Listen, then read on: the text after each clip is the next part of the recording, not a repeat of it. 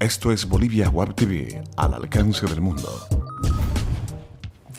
¿Cómo están, amigos? Bienvenidos a Sports Voice. Yo soy Giselle Ayub y estas son las noticias deportivas de la semana.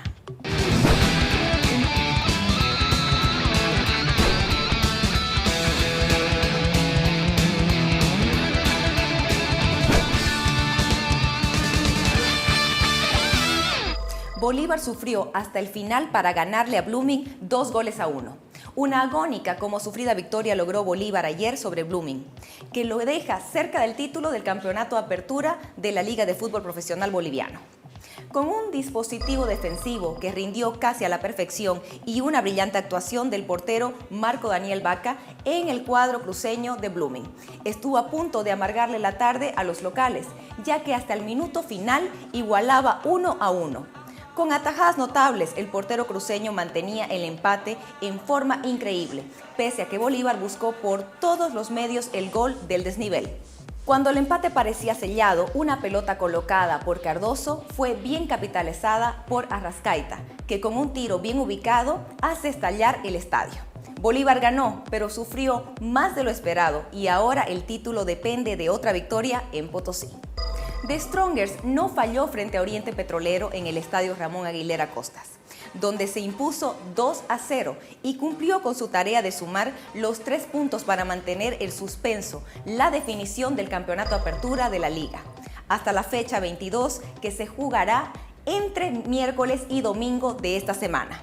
Además, con esta victoria, el Tigre también logró su clasificación a la Copa Libertadores de América 2014, como Bolivia 2, al asegurar el segundo puesto en el torneo Apertura.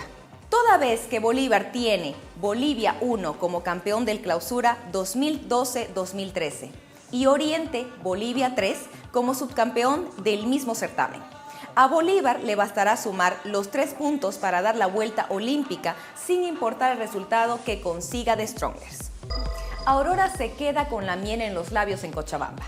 Aurora, el equipo del pueblo, se desinfló en el complemento de su cómoda victoria de 3-0.